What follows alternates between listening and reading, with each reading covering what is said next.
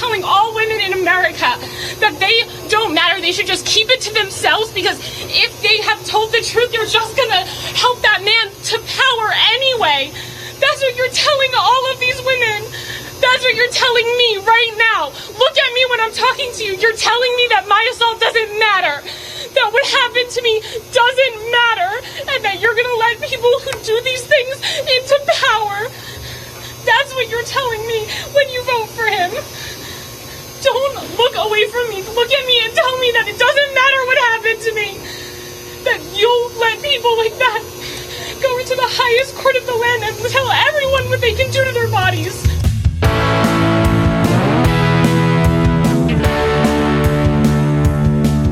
Hi, I'm Sarah Kendzior. I'm a journalist and scholar of authoritarian states with a focus on the former Soviet Union.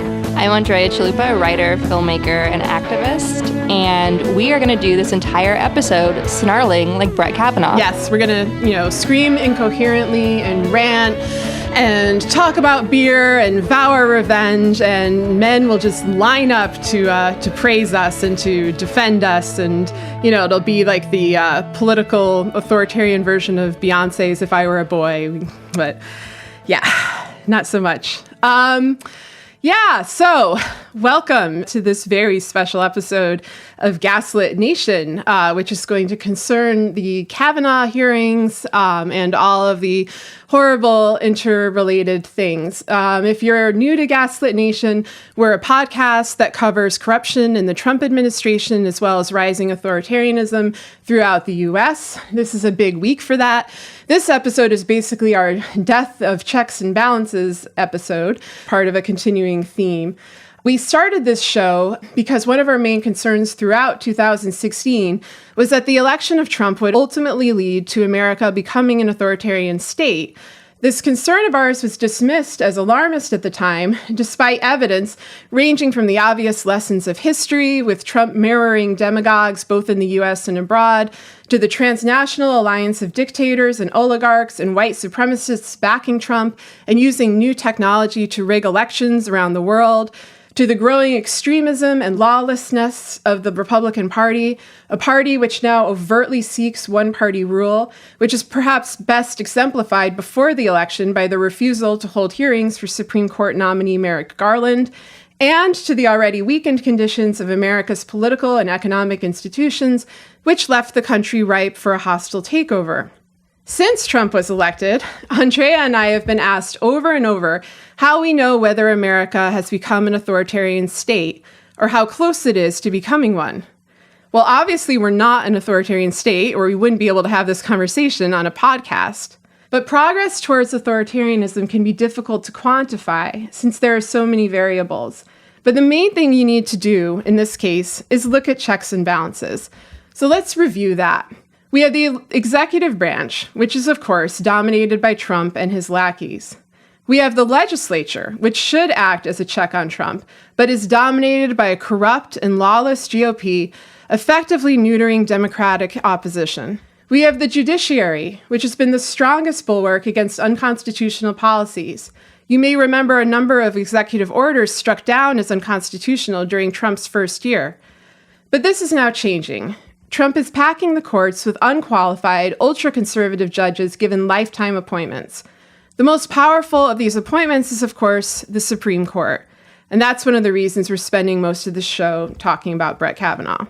Other checks on executive power and abuse of executive power include the media, which, like the judiciary, is now failing in its obligation to act as a check on power and inform the people of the United States of corruption.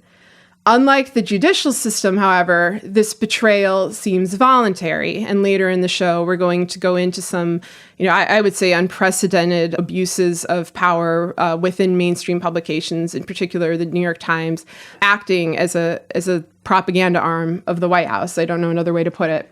And then finally, you have the check, or the purported check, of the intelligence services and agencies that handle matters of criminal justice, like the FBI, which are particularly important given Trump's own criminal acts and his associations with organized crime. We know that the FBI seemed somewhat compromised before the election. I would regard this as more an internal division than as some sort of sweeping force. We remember the bizarre behavior of Comey. We know of Trump and Giuliani's alleged sway over the New York FBI. Trump has threatened FBI officials and threatened to weaponize FBI documents, while Christopher Wray and other top FBI officials have said nothing and let it happen. This is both bad on its own and a fairly dire indicator for the Mueller probe, its ability to continue, and its effectiveness. And so what are we left with? Well, we're left with ourselves. Citizens are now the greatest check on the Trump administration, and the fate of the country to a large extent will be determined by the midterm elections. So we'll be discussing the ramifications of that as well. But to sum it up, this has been a historic week. It's been a historic, hellish week, particularly for women, but also for democracy itself, that may well be remembered in hindsight as a definitive moment in the death of American democracy. What is the strongest memory you have? Strongest memory of the incident, something that you cannot forget. Take whatever time you need. Indelible in the hippocampus is the laughter, the uproarious laughter between the two, and they're having fun at my expense. You've never forgotten that laughter. You've never forgotten them laughing at you. They were laughing with each other. And you were the object of the laughter? I was, underneath one of them while the two laughed. Two friends having a really good time with one another. So, Andrea, how are you doing? I'm doing great. Yeah? Doing good?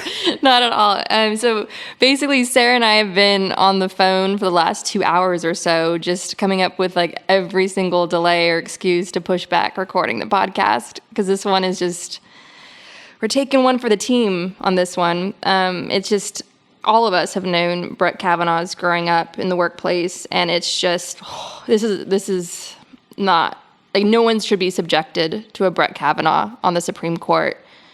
Yeah. It's just, you want to know something hilarious? Do you remember when people, so-called credible experts, kept saying that the GOP Congress will hold Trump, they'll check Trump? Do you remember that? I'm sorry. This is like right? the laughter of rage. The laughter. I have that in writing from some experts who were like, "Oh, don't worry, that Congress is going to hold him in check." Yeah. It's up there at the presidential pivot, checks and balances. He'll grow into the role. And even over the last couple weeks, there have been, these same legal experts that emerge from the same DC culture, which is a swamp. That's the one thing that Trump has correct. However, he's the ultimate swamp creature.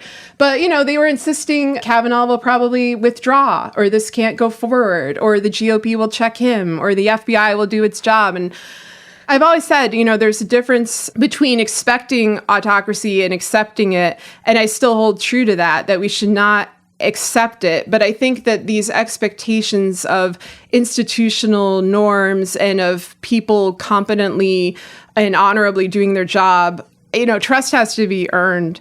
And I don't see any reason to bestow, certain entities in our political body with our trust, in particular, obviously, the GOP. So yeah, this is a tough show for us to do. It's one thing to talk about, authoritarianism, although we both have personal experiences with that. But rape culture, is another thing. It's a tougher call. And I think also maybe you can comment on this more, Andrea, but the misogyny of the moment, the fact that the questioning of Ford's credibility, of the other accusers' credibility, there's the implication of a blanket questioning of credibility for all women, where we are on the defensive despite having done nothing wrong, and have our words just innately doubted. because of our gender. And, and this is something that's always been true, but it feels particularly sharp now. It feels sharp like, a razor blade getting pushed into your heart, sharp like Occam's razor slitting your throat. I don't know. You may have some commentary on that. Yeah, I went to the driving range this weekend and I hit 129 golf balls with a driver. And I just slammed into that thing over and over and over again. And I did it all for Lindsey Graham. Actually, when I was thinking about Ivanka Trump, that's when my ball actually went the farthest. I think, remember Ivanka Trump, the moderating daughter, who is an official advisor to the President of the United States, and she's absolutely complicit in all of this. And it's so funny because I put that on Twitter that I raged at Chelsea Piers at the driving range, and I tagged Lindsey Graham in that, and Chelsea Piers retweeted it. I don't know if they realized or they picked up on it, but thank you for doing that. So what makes this show so hard for us, and what makes just reporting in the Trump age incredibly difficult, especially for survivors, is, as women, Sarah and I, we don't like to be the token woman on the foreign policy panel. As a filmmaker, no woman wants to be in the category of and here are the Academy Awards for the best film directed by a woman. Women don't like to be ghettoized, and we all grow up admiring pretty much the same filmmakers, the same films. Just we all grow up as journalists reading and idealizing some of the great journalists of our time. And so we don't like to be stuffed into a certain category just because of our gender and having that limited role. And for our podcast, for instance, yes, we launched it with Dame Magazine, and we appreciate all their support there. And we did it because we knew those women would take us seriously from the get-go, and they did. And it was very just easy to do through them. But ultimately, this is not a show about two women. It's a show about geopolitics. It's a show about democracy in America. We almost called the podcast Democracy in America. And so what's really hard is that when you have a rapist in the White House, remember Ivana Trump said that when they were married, Trump raped her. When you have a rapist who is accused by dozens of women for alleged sexual assault, you're forced to put your gender there front and center. You're forced to pull from your own expertise of being essentially treated like a second-class citizen in America, of being essentially invisible, which is largely why a lot of our warnings on Trump and Russia very early on weren't taken seriously. And it's just this being forced to relive what was done to you, your experience, your own Kavanaugh in your closet, and having to take him out and face him by doing a show like this, by talking about it openly. And what's really chilling is that I think people think that we're being extreme or playing the gender card, or this is all politicized. But the reality is the reaction I'm seeing from a lot of white males of privilege, that's extreme. The paranoia that I'm hearing from people that I know even, that, what if they come after me one day for something some woman imagines I did to her 10, 20 years ago? This isn't a witch hunt by any means. Brett Kavanaugh is an extreme case. He tried to rape a woman. He's accused of gang rape. There's multiple witnesses that he shoved his penis in a woman's face at a party. This is a pattern of abusive behavior. And somebody like this, who just absolutely broke down, foaming at the mouth, screaming about a wide-ranging conspiracy against him, driven by the Clintons. This is somebody that is he belongs on Fox News. He doesn't belong on the Supreme Court. He's just so extreme and polarizing. And that stupid speech that Trump gave on election night, another said that, he's going to unify the country. That was the most presidential speech. He's going to be such a unifying force. This is as low as you could get as a Supreme Court pick. And Trump is very much doing it as, treating Brett Kavanaugh as his own human shield by having a rapist on the Supreme Court that normalizes Trump's own history of sexual assault, by having somebody that lacks such morals. That Kavanaugh is going to be protecting Trump and his family should a major decision in the Trump-Russia investigation go to the Supreme Court. So this is all about Trump putting Trump before country. And this is all about the Republican Congress, for whatever reason, putting Trump before country. It's not even their own party. The Republicans have shown they don't care about their party. They're letting it die. They're letting it be held hostage, this total narcissist. And I just can't think of a lower moment in that we've had in recent U.S. history than this. And for any male out there, especially white male privilege, listening and thinking, well, I think some of this Me Too movement has gone too far. You have, where does it end? Can I hug a woman now at work, or et cetera? We just don't want somebody as disgraceful and with a history of clear abuse of power on the Supreme Court. It's a very simple, basic demand. There's nothing extreme about it. Yeah, absolutely. And it is frustrating to hear those criticisms because, like you said, Kavanaugh is an extreme case. There's a difference between making a sexist remark, or a crude gesture and, trying to rape someone, dragging someone into a bedroom and blaring music and locking the door and laughing about it. And, as that person flees, like I would say, the vast majority of men have not done that. And other women are not accusing men of doing that. So it's concerning to me that so many are reacting as if they are in his shoes, as if they can be, Kavanaugh and relate to him. There are a lot of things that he's been accused of. But the hearing was about Christine Ford.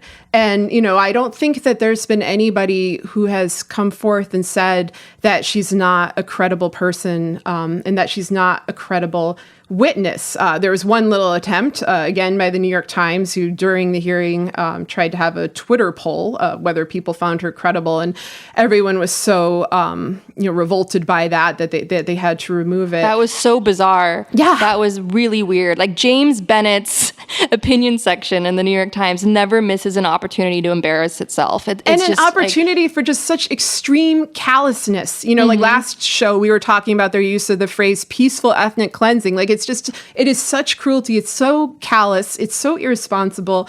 But at the same time, people found her to be credible. And what the issue that's happening here is that even those who do believe her and who do find her credible, they don't care. They just don't care. It's worth it to push this monster through anyway. And the part of her testimony, which I can't get out of my mind, is when she talked about how, when Kavanaugh and his friend Mark Judge, were attempting to rape her, the uproarious laughter between the two, because that's the kind of political culture that we're dealing with, is a culture of people who find this funny. It's such venality. It's so spiteful. It's so, I don't know. I'm having trouble talking about it. It's the locker room talk on like the most prestigious spaces in our country, like the Supreme Court. And I do think if there's anything that, and I will repeat this over and over again, I think one of the most important things to come out of all of this shared trauma we're forced to undergo yet again as a nation under Trump, is the importance of educating people about the long-term impact of sexual assault. And that's really what is very much also at the center of this, is educating people about that.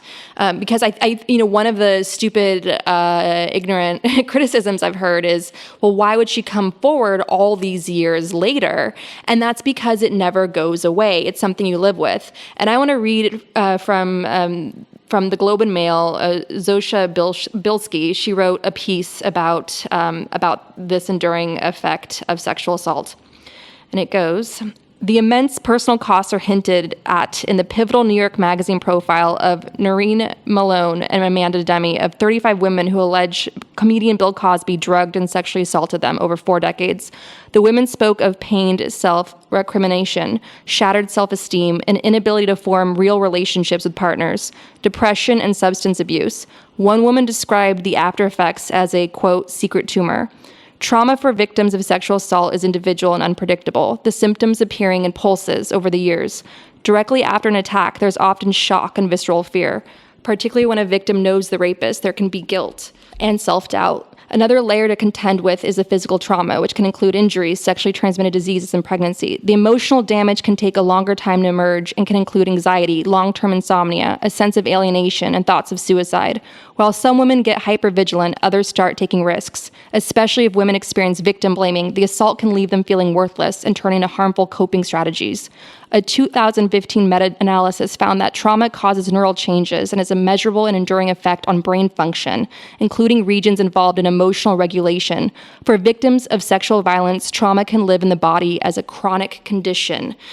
So Dr. Ford was a child. She was in high school when this happened. The human brain doesn't stop, really the rational part of a person's brain doesn't fully develop until the age of 25. So this was done to her when she was still a child. And so, of course, she's going to have a vivid memory of some moments of this trauma. And experts on sexual assault, neuroscientists have confirmed to outlets like the LA Times did a great piece on this, like interviewing various experts who examined her testimony, that this is all normal. She checks all the boxes of a trauma survivor. So when you commit sexual assault, when you objectify somebody just for like a rush of pleasure, a rush of power, or whatever release of anger, whatever demented reason there is for doing something like that, where you shatter a person's inner sense of self, an agency, it's like that you're marking them for life. And that's really the conversation that parents should be having with their children, both boys and girls, and just so they understand that this is very serious. If this should happen to you, or you should do this to someone, and if this should happen to you, absolutely have no shame and immediately seek help. Because studies have also pointed to the fact that when a victim does come forward and seek help, however he or she is received by that first person can really deepen the damage. So that first critical moment of reaching out is absolutely critical. And so I think what we need further to come out of this is increased education. Yeah, no, absolutely. And I'm glad you brought all that up.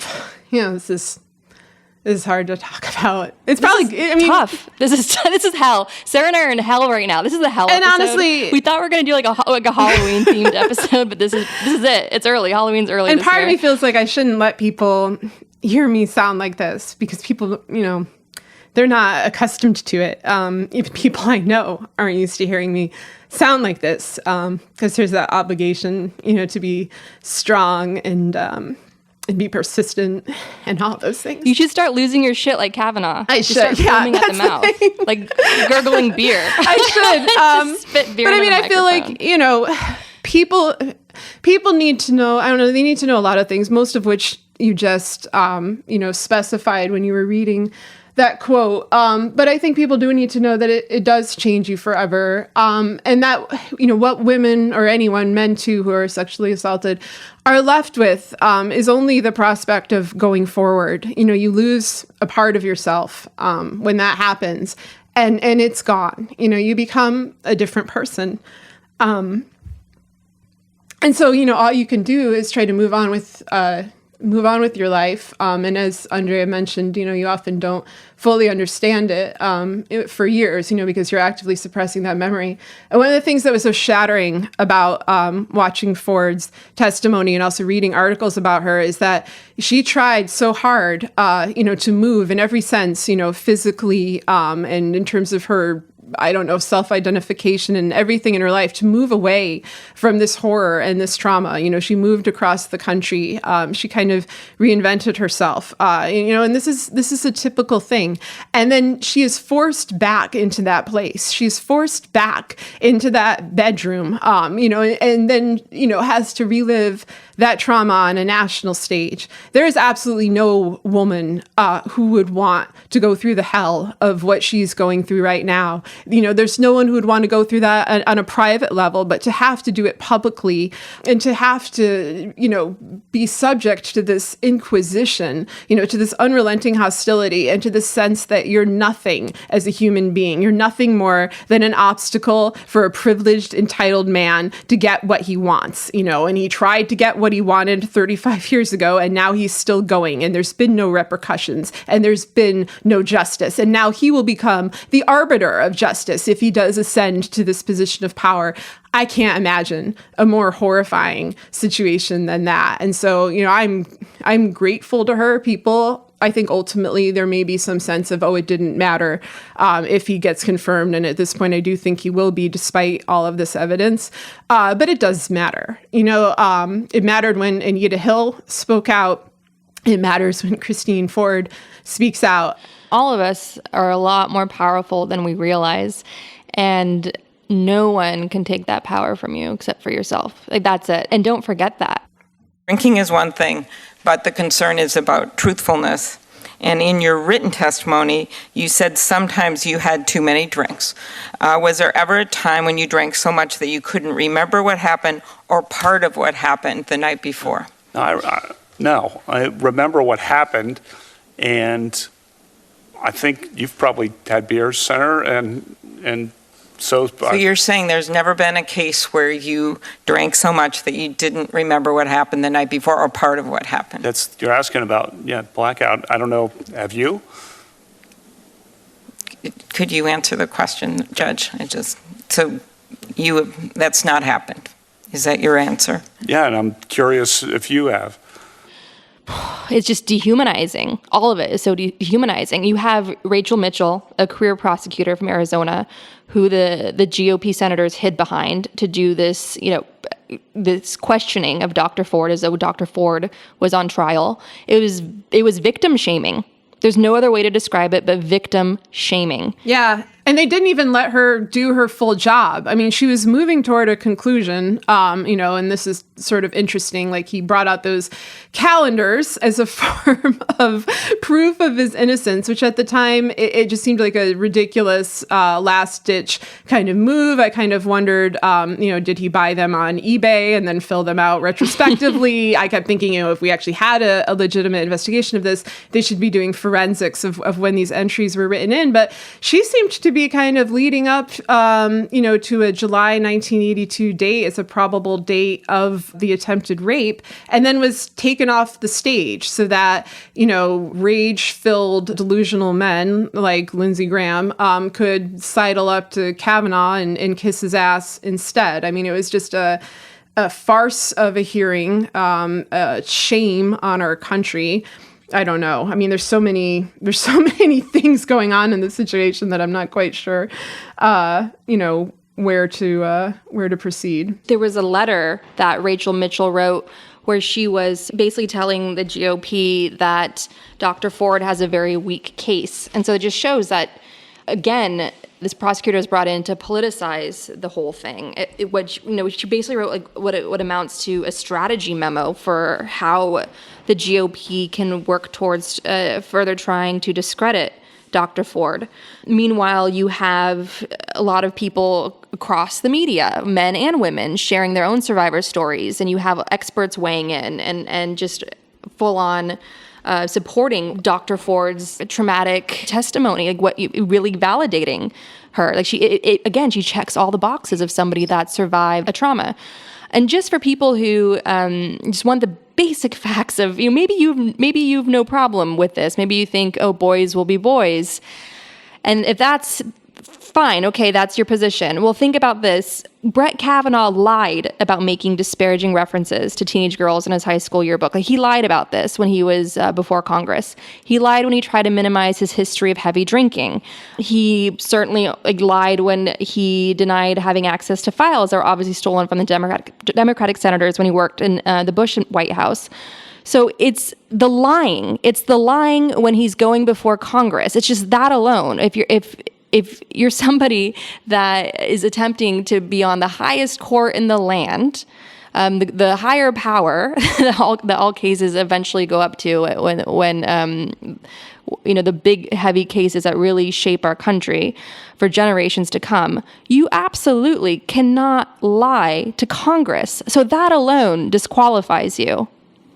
So for all the misogynists out there, and for everybody that has to go home to Thanksgiving to a table full of misogynists, just simply, get your armor on and just point it out that he lied several times to Congress, and that alone is disqualifying. Yeah, and it's important to note here, when you talk about rape, the common perception or misperception for decades is that, rape is an act of sex.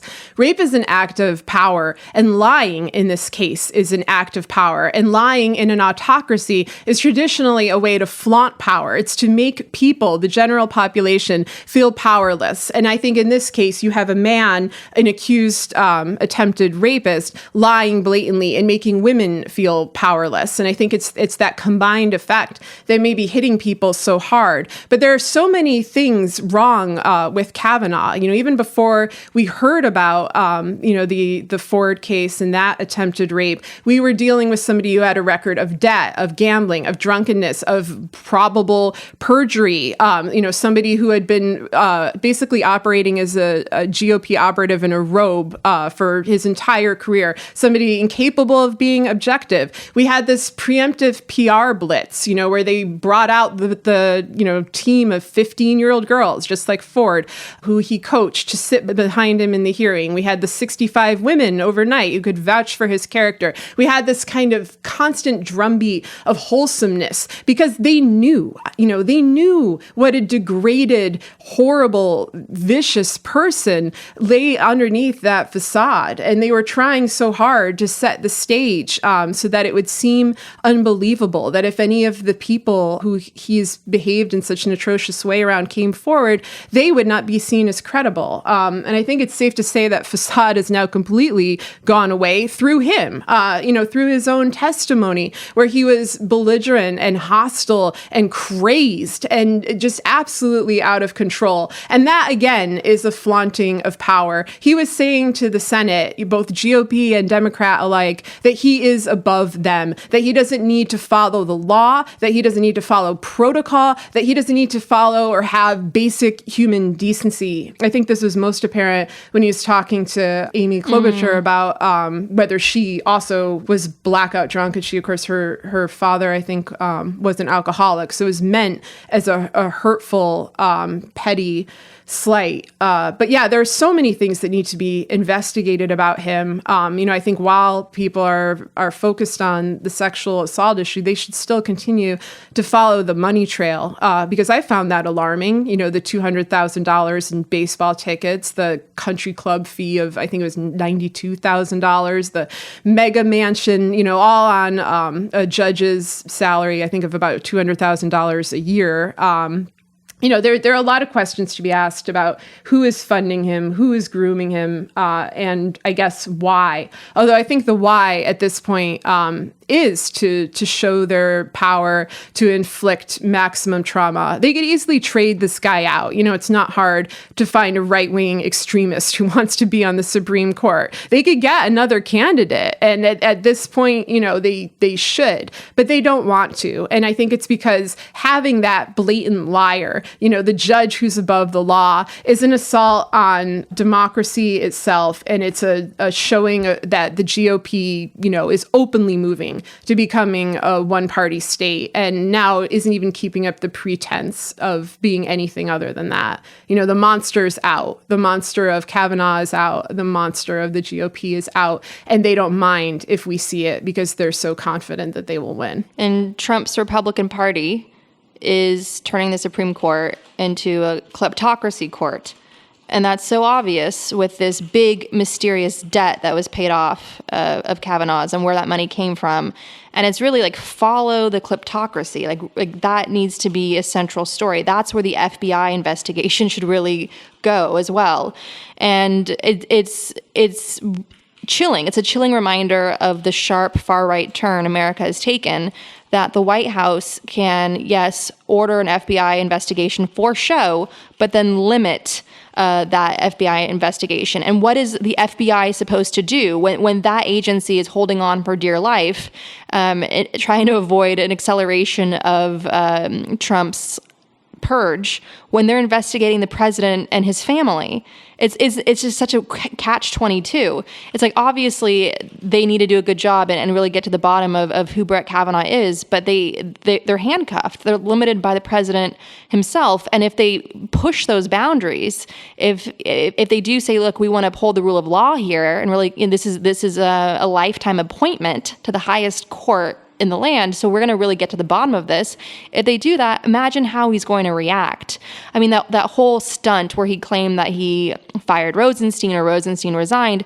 I mean, yes, that was some bizarre reality show of terror stunt that the White House did to try to distract from Kavanaugh, and everybody fell for it. And all it really ultimately did was reveal which reporters, like Jonathan Swan at Axios, is really like an easy mark for this administration, where they know they could place fake stories with him. That was convenient for us as to see who's doing the White House's bidding inadvertently. But ultimately, it's like the FBI, if they were to do the right thing here and say they risk their own jobs and the security of their own Russia investigation. So it's a really bizarre time. It just feels like the barbed wire is closing in on the rule of law right now.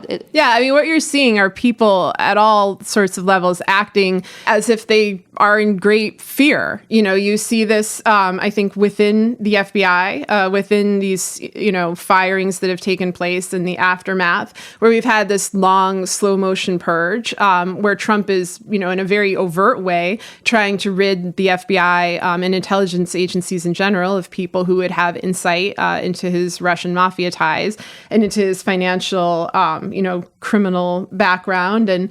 But they're not fighting back. They're not really standing up and saying, like, who the hell are you to boss us around? And, this is not your role. Like, no one is even trying to say that they are a potential check on power. I mean, the Democrats are to some extent, but they're unable to actually assert themselves just because they don't have the majority. But it is amazing. I mean, on all this talk about masculinity and toughness and, what it means to be a man, you're seeing just an utter fearfulness. And I'm not trying to equate that with, femininity or something, but it's just an interesting thing because you are seeing this, alpha male domination scheme where Trump just bosses everybody around. Trump, who is so blatantly unqualified for the position that he's in.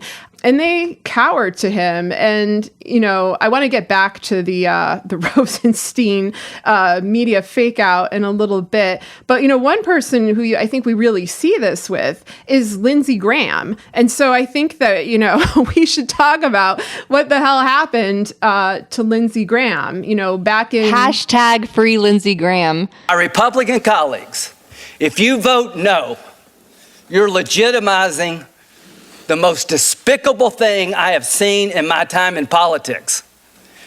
You want this seat? I hope you never get it. I hope you're on the Supreme Court. That's exactly where you should be. And I hope that the American people will see through this charade.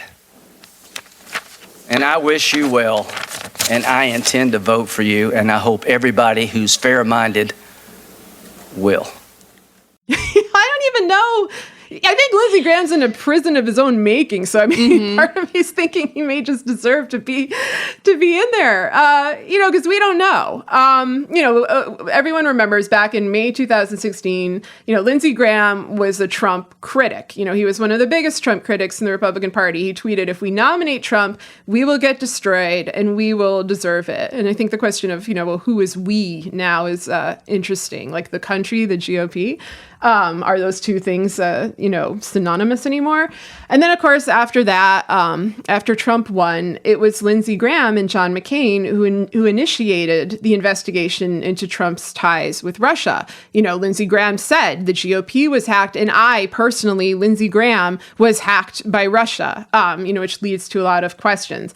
And so, Graham kind of functioned as a prominent Trump critic, given the extremely low standard of criticism within the Republican Party, meaning he wasn't an ass-kissing lackey until late 2017, in which he made this abrupt transition into exactly that. There was a point where you could take old statements Lindsey Graham had made about Trump and just literally flip them on their head, and it corresponded to how he felt then. And I've talked about this, I've now been talking about this for basically a year, like on TV, in articles and all this stuff, because people are always asking me, like, what the fuck is with this guy. And I have a lot of, potential reasons that are not necessarily mutually exclusive. The most mild are careerism and opportunism. Of course, you're going to see that from any politician. There's contamination because of Trump's own criminality and because the Republican Party as a whole is enmeshed in the Trump-Russia scandal, given the role of people like Michael Cohen or Rick Gates or, others in fundraising. We know that Graham himself has received money from Russian oligarchs. And then I think, what I used to think anyway was the most likely possibility were blackmail or threats. Those are two separate things, that possibly there was compromising information found in Graham's email or just in his life that can be used against him. And I want to emphasize it's not necessarily Russia that found this. This is the kind of thing Trump and his little gang of goons do all the time.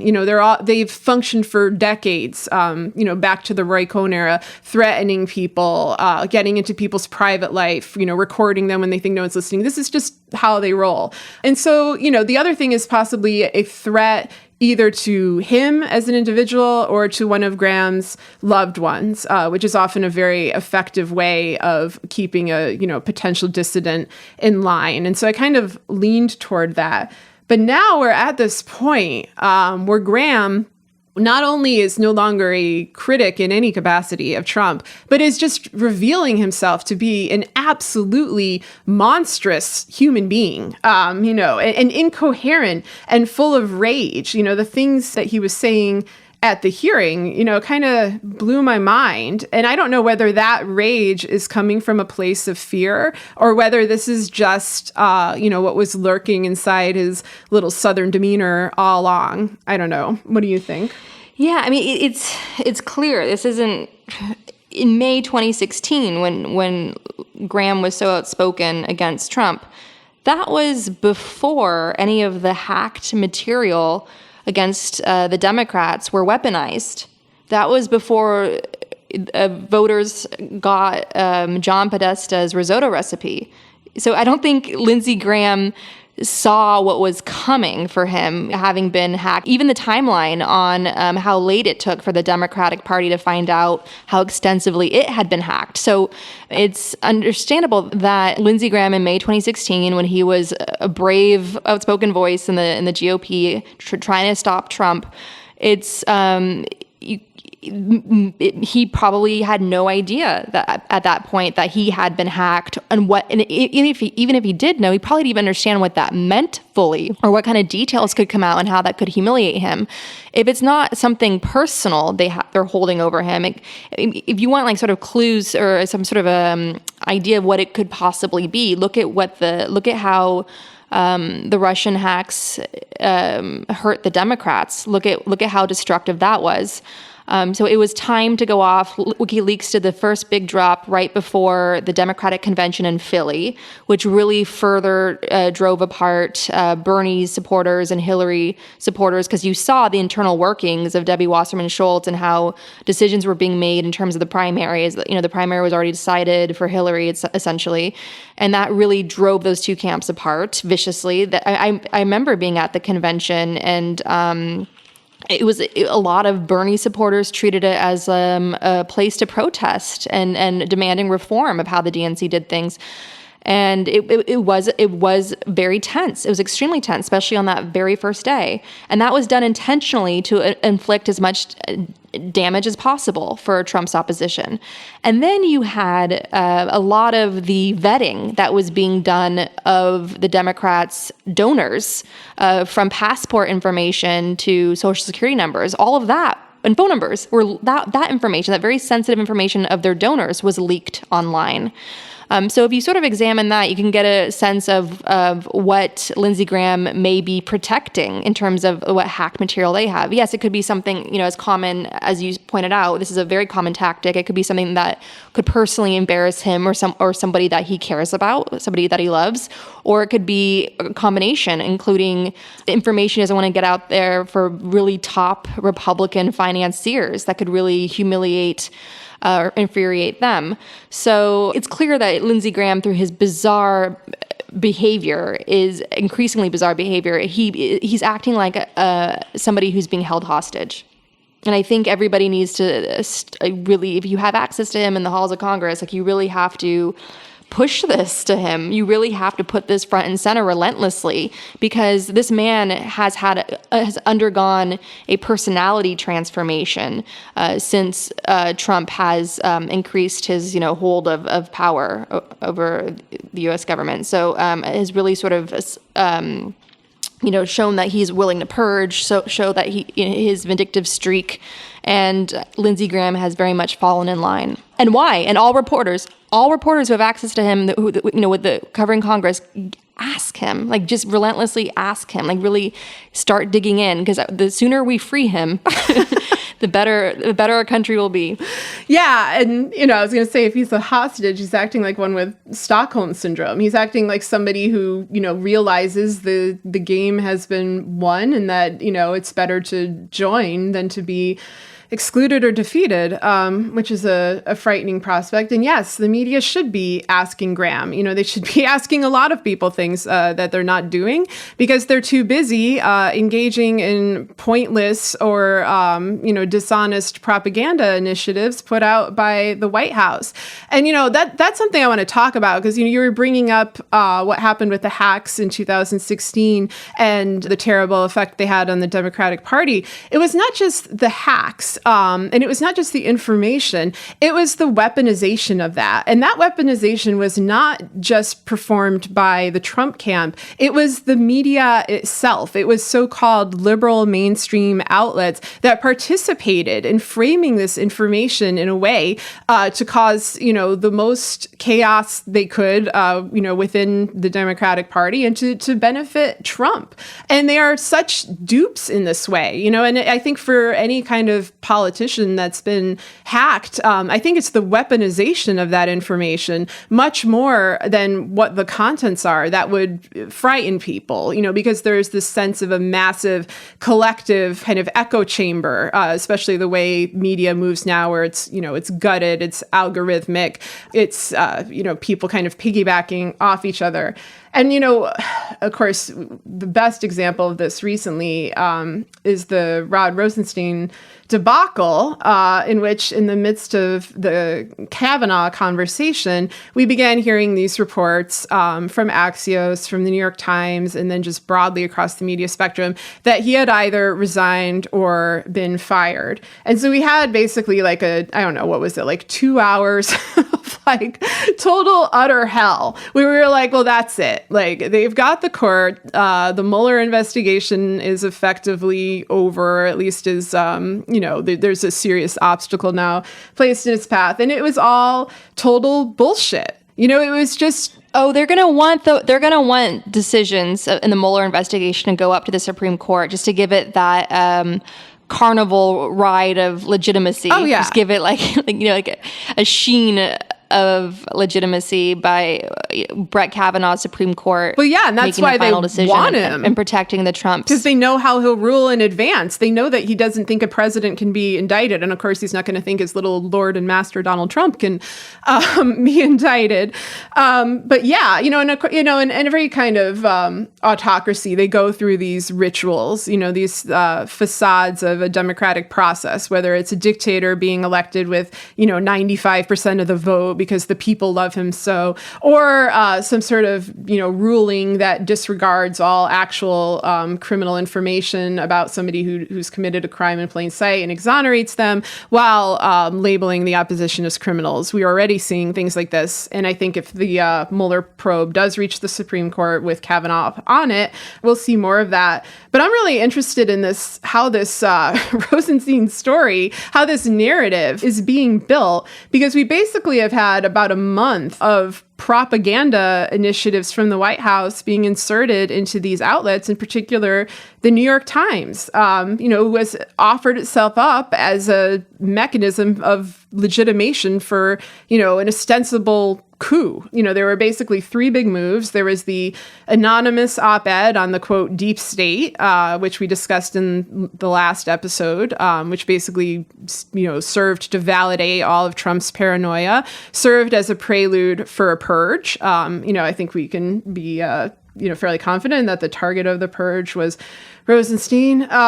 Then we had an article about a week ago saying that Rosenstein had wanted to invoke the 25th Amendment and get rid of Trump the week that Trump fired Comey. Honestly, I think that's a totally reasonable thing to say. That was also the week that Trump invited Russian officials into the Oval Office so they could laugh about firing Comey. And, there's a wealth of information about Trump being a sociopath and otherwise mentally unfit for the office. But nonetheless, that's just my opinion. It is not by Rod Rosenstein's own words, his opinion. He denies ever saying this. There's a little bit of talk about maybe he said it in a joking way.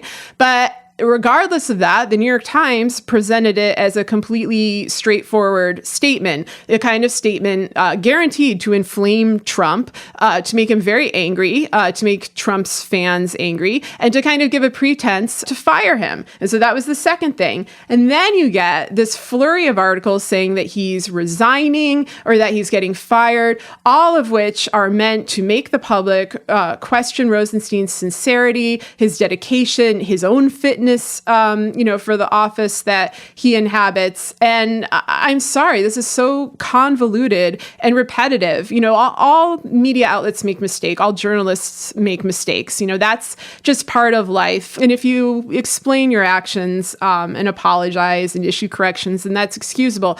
That's not what's happening here.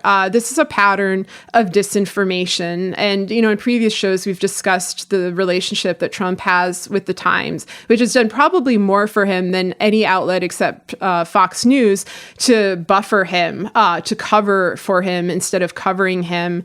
And it's depressing to see this. I don't know what's coming next, but I don't like that the groundwork is being laid in this fashion. No. And yeah, and to your earlier point, the weaponization of the hacked emails, and the media was all over that, all over that. They had no problem covering as breaking news, like the little gossipy bits in those emails that that WikiLeaks released through after being handed all that after it was stolen by the Russians, and yet they're hardly scratching the surface on answering who paid Brett Kavanaugh's gambling debt. How did he suddenly get, was it $250,000? And so that, it's like they spent more time, honestly, on John Podesta's risotto recipe than they done on, who is bankrolling, what dark money is bankrolling a possibly gambling addicted future justice on the Supreme Court. It's I know it's not as sexy and fun as gossip in emails that people never thought would ever be released, and it doesn't have that voyeuristic allure, but my God, this is a very important question that's central to all this. This really defines a man's character and who he's beholden to and who he'll be paying back once he's on the Supreme Court.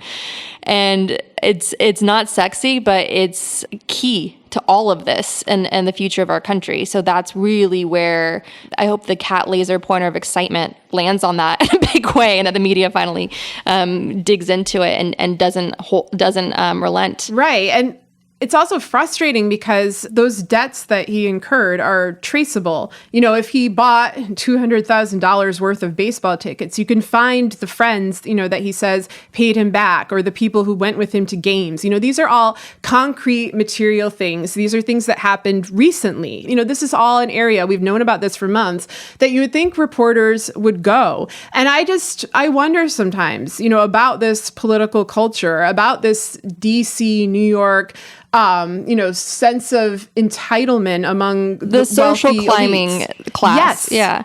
Yeah. And I think that a lot of people, don't view the administration with the existential horror that we do. They see it as a professional opportunity. They see it as something that they're remote and removed from. Somebody wrote me recently about a New York Times journalist who proudly kind of said he didn't vote in 2012 or 2016, and about that journalist's conversation with Bob Woodward, in which they kind of mocked the idea of the resistance. And then this person kind of thanked me for taking matters seriously, because if you're not a wealthy white man from a certain type of family, this is absolutely not an abstract issue. Your rights are at stake. Your ability to survive is at stake. And I would think if you have a conscience, if you have any compassion, even if you are of that privileged class, you would think people would at least feel bad about, kids snatched from their parents and put into tent camps. Like, you would think that would alarm you, and that you would want that to stop, and that you would want this country to not be that kind of country and not continue to go down this terrible road. But there are a lot of Brett Kavanaugh types among us. There's a kind of elite that seems to just float by, gets more entrenched, more removed from, ordinary people, from, what most people consider regular life. And I think that's just going to continue. That's why I worry about some of the traditional mechanisms against an autocracy, mass strikes or just sort of mass refusal. Like, they don't care. They don't care about being caught, and they've built up such wealth and such a kind of insularity that it's hard to kind of penetrate it. And that doesn't mean that we stop. It means we step things up, and we fight harder. But that insular privileged culture, we see remnants of it everywhere. And not just in these hearings. We see it in the media too, which, as I wrote about my book, has increasingly become a profession of elites, of unpaid internships, of expensive advanced degrees that weren't required a decade or two ago. And that's the intent. It's to keep out people who care. It's to keep out people who don't give a shit about social climbing and parties and, I don't know, all the crap they're doing. I don't know what it is, but it's obviously very important to them. Right. Well, I know what they're doing because I've met some of these people in person. But yeah, no, it's like you have a UN report saying that America's poor is becoming more poor under Trump. The UN has had to take it upon itself to shine a very serious spotlight on America's massive crisis of income inequality. You have reports on academics that are facing poverty, so they turn to sex work and sleeping in their cars. So things are getting, not only in the U.S., but around the world. It's the state of the world with income inequality, which is the devastation that this has really wrought. And then you have this media elite, the social climbers that are cloistered. Another sort of callous display of this is how so many, especially in cable news, were going on and on about, praising Dr. Ford's credibility. Like, she has this off the charts credibility. Like, they're talking about her almost like she was like a show pony in terms of her credibility. When, what if she didn't check all the boxes? I mean, there's so many reasons why victims don't come forward. And one of the reasons is, obviously the deep shame of it is very heavy, but you never feel credible enough as a survivor of this. You never feel like you are politically correct enough. And I worry about that a lot. I worry about that, especially when you have a worsening economy now under Trump, when you have this, deeper decline into poverty. I worry about people that are being forced to turn to sex work. And I think there's never been a more important issue, urgent issue. One of the most important ones that we should really start talking about in the mainstream is legalizing sex work, because that's how you're going to be protecting these men and women that are forced to turn to that. Many are. And I don't think you need to be a saint ever to step forward and say, hey, this powerful man did this to me. I know I'm a hotel maid, or I know I'm even a political operative for a Democratic campaign, so therefore I may have some political motive. Sure, go ahead and discuss that to death. But the point is, like, he did this to me. So I think that whole credibility issue just smacked of elitism. Like, here, Dr. Ford did all the right things because, she's a rich woman of privilege that had the support network. As heroic as what she did, she was absolutely superhuman. And what she did was, is going to leave a lasting impact for good in our country. And that bravery is contagious.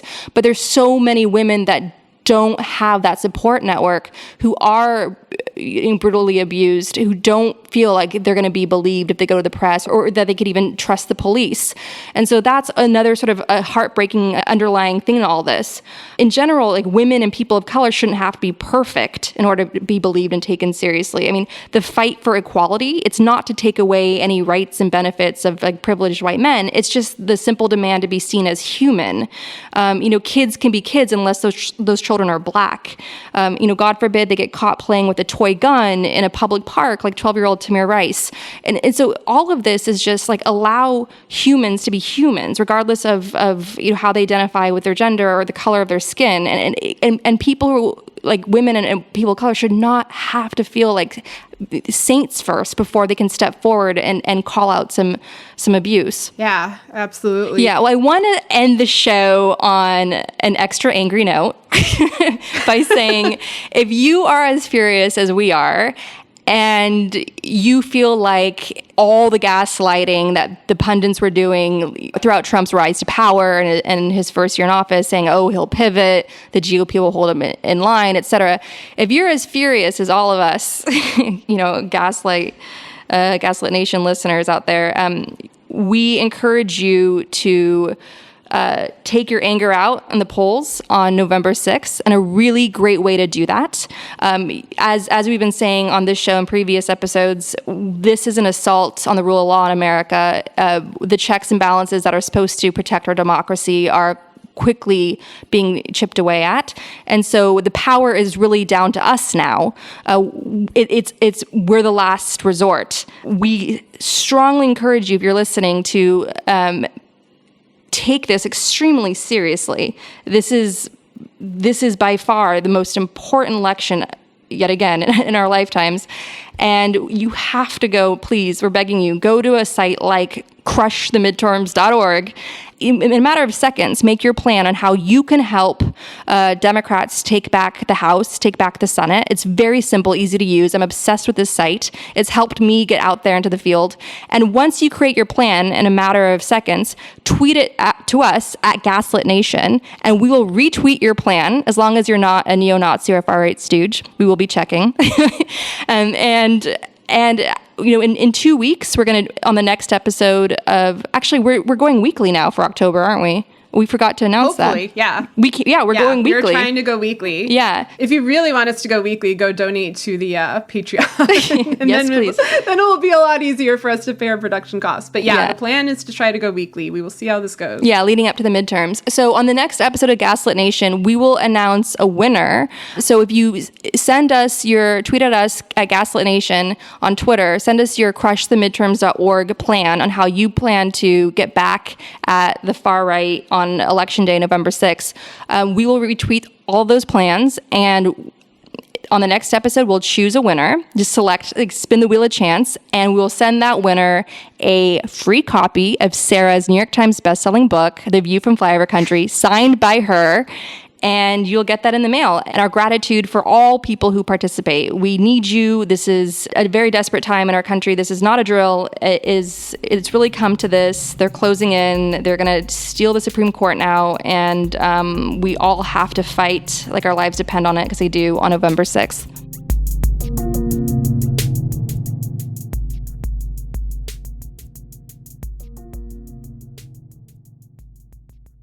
The Senate took a recess. Then it was time to hear from Judge Kavanaugh, and he came out with a well-coiffed head of steam. This whole 2-week effort has been a calculated and orchestrated political hit, fueled with apparent pent-up anger about President Trump and the 2016 election, fear that has been unfairly stoked about my judicial record, revenge on behalf of the Clintons. In conclusion, I'll be a non-biased and impartial judge, just an umpire calling balls and strikes secretly being thrown by George Soros and Hillary Clinton.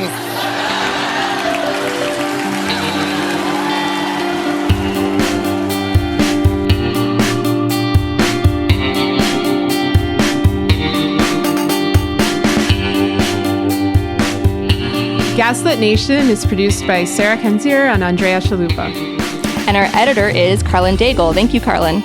If you want to help us, leave a review on iTunes. Every review helps us build our audience. And check out our Patreon if you like what we do. Thanks for listening.